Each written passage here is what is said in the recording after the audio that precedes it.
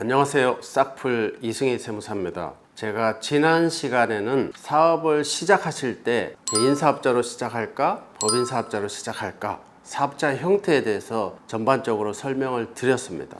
오늘은 이미 사업을 시작하신 분들이 불필요하게 부담할 수도 있는 과태료, 즉 가산세에 대해서 설명을 드리도록 하겠습니다. 불필요한 가산세를 줄이는 것 또한 절세의 한 방법이 될 수도 있기 때문에 오늘 영상도 끝까지 따라와 주시기 바라겠습니다. 먼저 가산세의 경우는 신고를 아예 안 했을 때 발생하는 무신고 가산세와 신고를 부족하게 했을 때 발생하는 과소신고 가산세, 이렇게 두 가지로 나눌 수 있고, 신고는 했는데 세금을 내지 않아서 발생하는 지연이자 성격의 납부 지연 가산세, 이렇게 두 가지로 나눌 수가 있겠습니다. 신고 관련 가산세와 세금을 내지 않아서 발생하는 납부 지연 가산세, 이렇게 크게 두 가지로 나눌 수가 있겠습니다.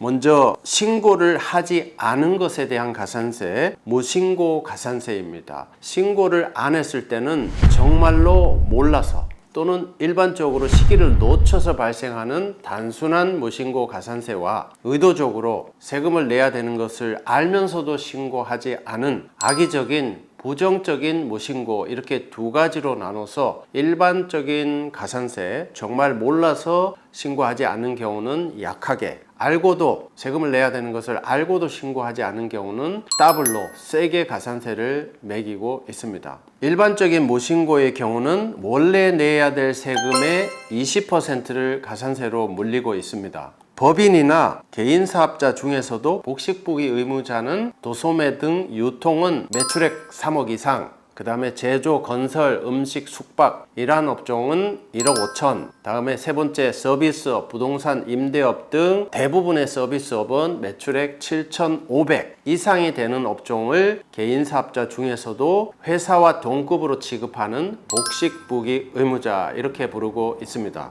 이렇게 법인과 개인 중에서도 복식부기 의무자는 다음 두 가지 중에 큰 금액을 가산세로 매기고 있습니다. 무신고 무납부 금액의 20%와 해당 개인사업자, 법인사업자의 전체 매출액 수익 금액의 10,000분의 7, 0.07%죠. 이 두 가지 금액을 비교해서 큰 금액을 가산세로 매기고 있습니다. 부가가치세는 매출액의 10%가 부과되는데 영세율이라고 있습니다. 주로 수출하는 경우에 발생하는데 부가가치세를 물리지를 않습니다. 부가가치세에서도 수출하는 경우는 수출 매출액에 0을 곱해서 아예 부가세를 징수를 하지 않고 있습니다.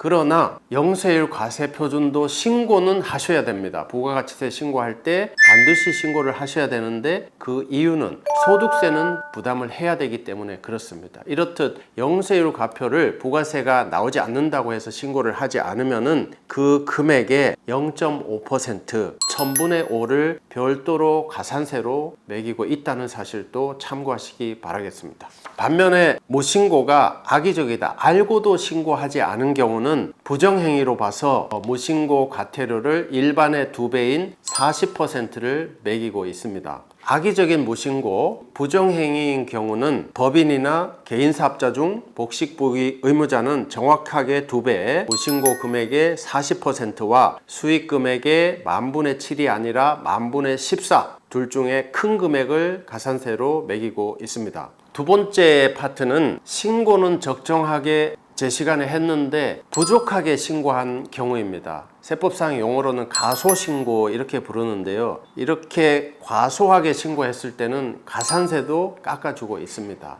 이렇게 가소신고한 경우는 일반적인 무신고의 경우는 20%의 절반은 10%를 무신고 가산세로 매기고 있습니다. 영세율 과세 표준의 경우는 과소신고한 부분에 대해서만 0.5%를 영세율 과세 표준 미신고 가산세로 덧붙여 매기고 있습니다. 과소신고 부분에 있어서도 신고 대상인 걸 알면서도 신고하지 않은 부정가소신고의 경우는 깎아주지를 않습니다.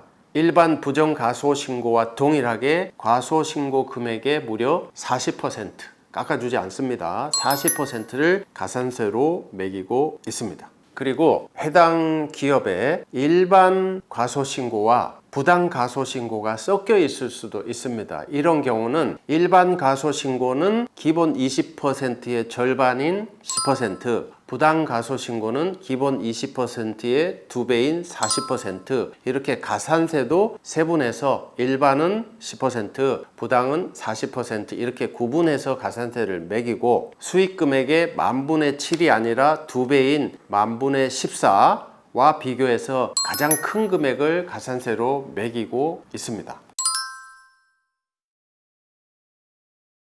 이렇게 신고 관련 가산세가 있고, 다음은 신고는 적정하게 했는데 세금을 납부를 하지 않을 경우가 있습니다. 이때는 정해진 납부 기한에 신고 납부 기한에 납부를 해야 되는데 지연 납부를 하기 때문에 이자를 받고 있습니다. 그 이자가 바로 1일 0.022%, 비율로는 10만 분의 22가 되겠습니다. 연으로 환산하면 약 8%의 이자율 부담으로 보시면 되겠습니다. 네 번째는 이렇게 국세청이 가산세 제도를 마련하고는 있지만 신고를 안 했거나 가소신고한 부분에 대해서 신고를 독려하기 위해서 가산세를 깎아주는 제도도 있습니다. 신고는 했는데 과소하게 신고하는 경우는 추가로 신고하는 것을 수정신고라고 부르고 있습니다. 이렇게 수정신고를 하는 경우도 깎아주고, 신고를 아예 안 한 경우는 나중에 신고하게 되면은 기한이 지났기 때문에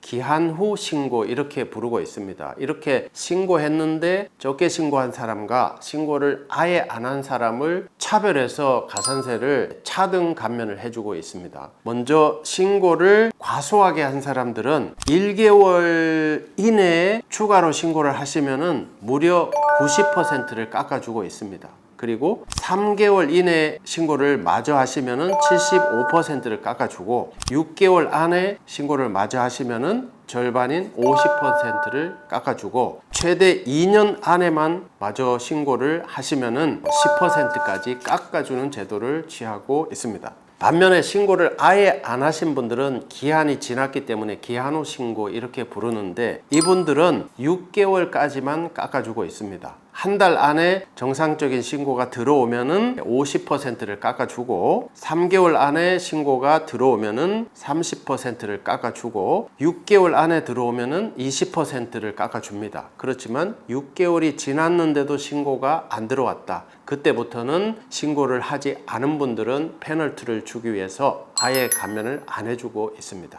이렇듯 가산세가 있기는 한데 가산세를 깎아주는 규정도 마련되어 있습니다.